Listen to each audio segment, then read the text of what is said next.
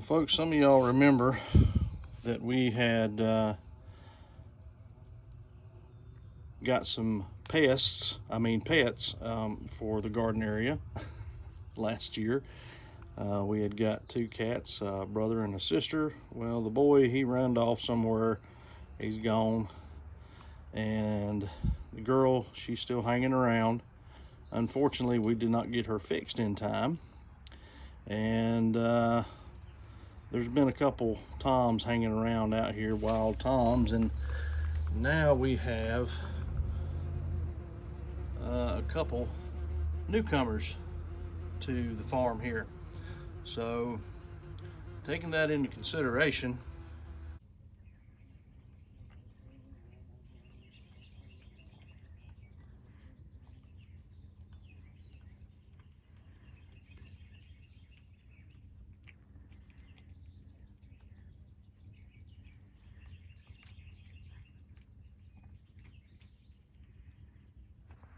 one of the things that the cats love to do is use our garden for their own private litter box.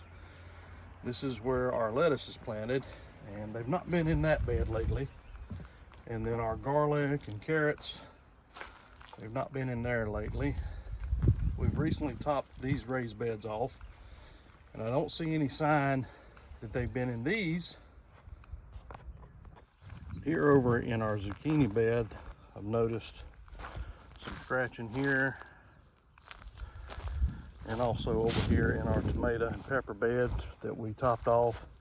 You can see where they've been in there. So we're gonna have to do something to try to keep them out of our garden beds. We watched a video of Sid's garden. I'll put a link to his channel down in the comment section. He's over in Australia, a whole world away, and he's got a lot of cats that like to help him garden. So left him a message finding out what he would recommend of trying to help keep the cats out of the garden and using them for their own litter box. And he said that use straw mulch, that they don't like straw mulch. Well, unfortunately, we don't have any straw mulch. I do know where I can get some straw, but in the time being, I did see a video where you see all these like garden hacks and kitchen hacks and all that type of stuff, and whether a lot of that's true or not, we're going to put one of them to the test. And the one that we're going to put to the test today is, they said if you use lemon pledge around your garden beds, it'll keep the cats out.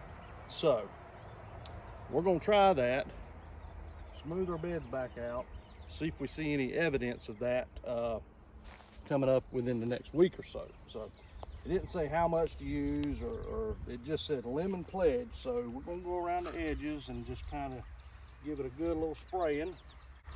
Now, one thing I did notice, the other beds that we have in the cover crop, and like where we have stuff growing in, they won't go in those beds. It's just the ones that are bare. So hopefully once planting season gets here and the beds start getting covered, we won't have to worry about that.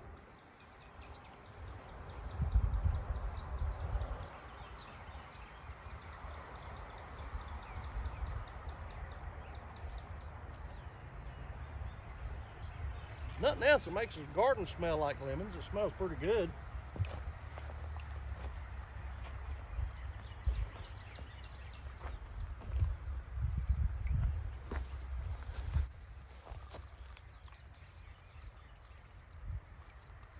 All right, folks, we're gonna give that a try and see how that works.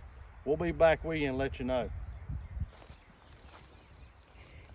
All right, folks, well, it's been about 5 days since we sprayed our lemon scented pledge out here around the garden beds. And I've been looking at these about every day, and I do not see any signs of where the cats have been in here. This is our squash bed, and you can see where we terminated our cover crop, the clover. And you can see where a lot of it's trying to grow back again. So probably going to have to come back out here one more time with the hand clippers and snip those off. But it's doing real well. You can see where it's all dying back where we've clipped it. So that's working real well. This is the other bed that we sprayed, the zucchini bed, and there is no signs of any cat activity in these beds. So can I say for sure that it works? Well, no, I can't say for 100% sure, but according to the signs that we've seen in the beds where they've been scratching around, I do not see any of that. So it might work. You might want to give it a try.